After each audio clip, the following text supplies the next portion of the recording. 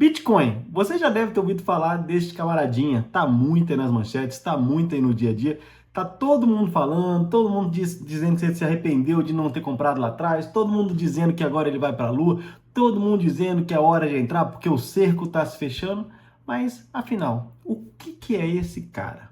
Fica até o final desse vídeo que eu vou te explicar muito detalhadamente e com muita paciência para realmente quem está começando, quem ainda não sabe o que é Bitcoin, e no final eu vou te contar a minha opinião sobre esse camaradinha. Já parou para pensar que esse camaradinha ele pode revolucionar o mundo? Que esse camaradinha não depende de bancos? Que esse camaradinha não depende de ninguém para existir?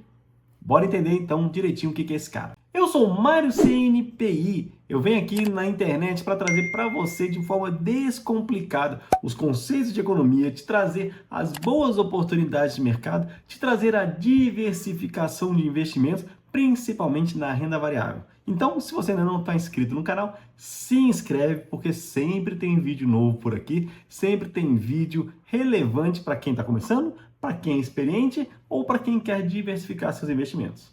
Mas vamos lá, vamos entender como é que começou esse cara, como é que começou esse tal de Bitcoin. Em 2008, teve uma crise, existiu a crise de 2008, foi a crise do subprime, foi uma crise que começou lá nos Estados Unidos e a partir dela surgiu uma necessidade de fugir do tradicional, dos bancos tradicionais, das regras tradicionais que eram impostas. Essa crise especificamente, ela afetava os empréstimos bancários nos Estados Unidos, onde os caras foram criando um dinheiro artificial e a gente sabe que os bancos têm controle sobre isso, né? Apesar do Banco Central ter suas regras, mas sempre vão dando um jeitinho de gerar crédito sobre crédito e isso estava demonstrando que o sistema financeiro como um todo estava prestes a entrar num colapso. Então, um camaradinha foi e teve a brilhante ideia de criar uma moeda digital.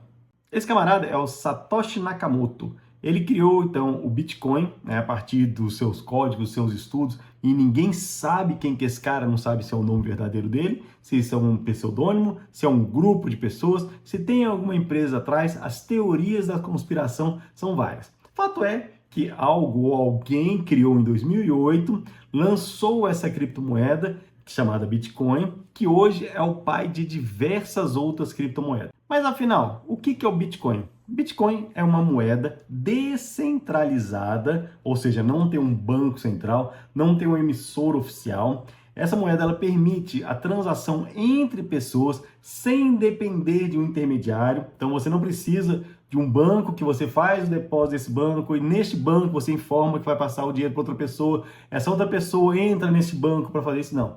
É feito entre pessoas. Eu posso mandar para você um Bitcoin, você pode mandar um Bitcoin para mim. É claro, se você tiver essa moeda. Ela é descentralizada, então não tem um controle central. A própria rede faz esse controle. Ela serve para ser feita como reserva de valor ou ser utilizada como meio de pagamentos.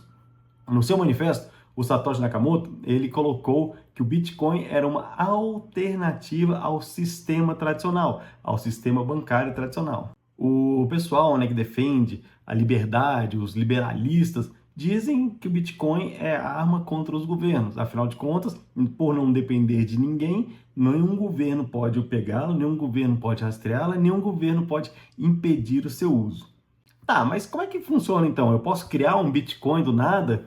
Não, existe um negócio chamado blockchain, que é uma rede de computadores descentralizadas que faz essas validações. Se eu falo que eu tenho um Bitcoin, eu tenho que ir nessa rede e alguns computadores, são vários no mundo, mas alguns têm que verificar essa autenticidade. Se aquela chave que eu tenho, que é uma sequência de palavras, se ela é válida, se ela identifica no meu usuário, na minha carteira da blockchain, que ali está associado um Bitcoin ou fração de Bitcoin. Quando eu falo Bitcoin, lembrando, a gente pode negociar frações. Um Bitcoin hoje, no dia que gravado esse vídeo aqui, ele está 95 mil dólares, mas com poucos reais você consegue comprar uma fração disso. Então não se apega quando eu falo um Bitcoin, se apega quando eu falo do Bitcoin como moeda, lembrando que tem uns centavos, os milhares, tem tudo isso daí que a gente pode negociar. Então, voltando na blockchain, ela é como se fosse um grande livro-razão, onde todas as páginas são sequenciadas, uma depende da outra para ser validada, então você não consegue tirar uma página ou colocar uma página. Nela estão todos esses bloquinhos de de Bitcoin e neles estão endereçados a quem cada um pertence. Não tem como mudar, não tem como fraudar, né? A menos que você consiga quebrar esse código, que é um código extremamente complexo, que hoje, para ser quebrado, demoraria muitos e muitos e muitos e muitos e muitos anos, né, de algum computador normal para conseguir fazer. A blockchain ela é tão importante e tão segura que hoje diversas outras aplicações estão utilizando a blockchain, né, ou de cadeias parecidas para poder validar transações. Por exemplo, você pode ter um contrato de compra e venda de imóveis validado nessa blockchain. Então estaria ali registrado, tudo certinho, quem comprou, quem vendeu, quanto é que foi. Você pode ter, inclusive, aplicações da blockchain para garantir. Só paga depois que tiver feito determinada transação, que tiver checado ali. Então, a blockchain ela é até maior do que o próprio Bitcoin. Ela foi usada para poder validar o Bitcoin, mas ela acaba sendo maior. Ela acaba sendo uma rede de validação descentralizada e globalizada. Beleza, já entendi o que é o Bitcoin. Mas como é que esse cara nasceu? Como é que eu crio um Bitcoin? É impossível você criar um Bitcoin. Você pode minerar um Bitcoin. Quando foi criado lá em 2008, foi gerado então uma série de códigos que as máquinas têm que gerar cálculos matemáticos mesmo, algoritmos ali, para poder quebrar esse código, chamado mineração. E a partir de que é feito isso, né, cada vez que é minerado, então você consegue quebrar esse código, você ganha uma fração desses bitcoins. E assim várias pessoas no mundo, ao longo de todos esses anos, estão minerando e gerando cada vez mais bitcoins. Um fato interessante é que só existem 21 milhões no mundo e já foram minerados vários desses.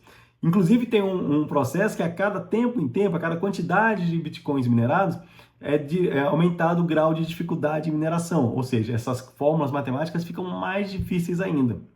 Daí é necessário mais e mais cálculos, vai ficando cada vez mais difícil minerar, gerando uma escassez, sabe-se que são somente 21 milhões, uma dificuldade, como se fosse você cavando um buraco cada vez mais fundo é mais difícil de minerar, para você conseguir essas recompensas. Isso também força a valorização da moeda como um todo. Uma hora vai se esgotar essas moedas, não vai ter mais como minerar, ou vai ficar tão caro minerar que passa a não valer a pena. E qual a vantagem do Bitcoin? Por ser escasso, ele tende a se valorizar. Por não ser centralizado, é impossível que algum governo tome conta dele. Então, não haverá governos tomando conta dele. Por ser descentralizado, as transações não são também rastreadas. A pessoa até consegue rastrear a carteira que saiu, a carteira que chegou, mas isso pode ter um monte de artifícios aí no meio que são utilizados que podem dificultar. O objetivo dele, quando foi criado, foi exatamente fugir do controle dos governos. Não ter controle, nenhum governo ter controle sobre isso, e foge então das aspirações políticas, isso foge dos interesses de algumas classes, isso foge de tudo isso que a gente fica vendo aí, né? Estados que tem uma ditadura, que pega o dinheiro da população, né? Pessoas que se apropriam indevidamente do dinheiro da população. O Bitcoin, você passa a ter mais controle e segurança sobre o seu dinheiro. E quais são os riscos? É um mercado extremamente volátil, não é regulamentado, tem muito golpe que acontece utilizando as criptomoedas, muita coisa escusa também é feita por ali, né? Coisas ilegais utilizam, né, essas moedas para poder garantir o anonimato, né? Ainda não é algo que você consegue, eu tenho uns bitcoins aqui, eu quero comprar um hambúrguer na esquina. Você não vai comprar, né? Ainda não é uma coisa muito fácil de se negociar, ainda não está no dia a dia das pessoas. O mercado utiliza muito como uma moeda especulativa. Mesmo jeito que ele sobe 10, 20%, ele cai. Inclusive, hoje é um dia que o Ethereum, que é uma outra moeda muito famosa, chegou a cair 20% em um único dia. Então, essa volatilidade é relativamente normal no meio das criptomoedas. Isso, como sem contar as que eu te falei que são golpes, as que não fazem sentido de existir, né, as que vão morrer, vão virar pó, vão a zero. Então, é um mercado ainda muito instável para quem está investindo a longo prazo. Quando eu falo investindo, não é o cara que tem aí 100 mil reais e coloca R$1.000 no Bitcoin. Não, esse cara está investindo com um risco alto, sabendo que pode vir a perder tudo. Quando eu falo disso aí, são grandes e grandes fortunas que não estão ainda nessas moedas. A expectativa é que venha a acontecer algum dia. A minha opinião sobre isso, todo mundo deveria ter. Todo mundo deveria saber negociar e começar a formar uma reserva. Porém, todo mundo tem que ter uma pequena porção destinada à renda variável para estar em Bitcoin. Especular é uma coisa. Eu quero pegar aqui, comprar para vender logo ali, fazer um day trade, fazer um swing trade. Isso aí eu não falo nada porque é um movimento especulativo. Eu falo para você ter na sua carteira. É uma reserva de emergência mesmo, porque se o sistema financeiro tiver algum colapso, ou se o sistema político, né, vier de alguma forma bloquear o dinheiro das pessoas, é um recurso que ele estaria mais seguro do que o dinheiro normal, né? Do que os nossos reais, né? Então seria uma forma de garantir. Porém, essa volatilidade que acontece nele, ela também traz riscos, por isso você não pode colocar grande parte da sua fortuna.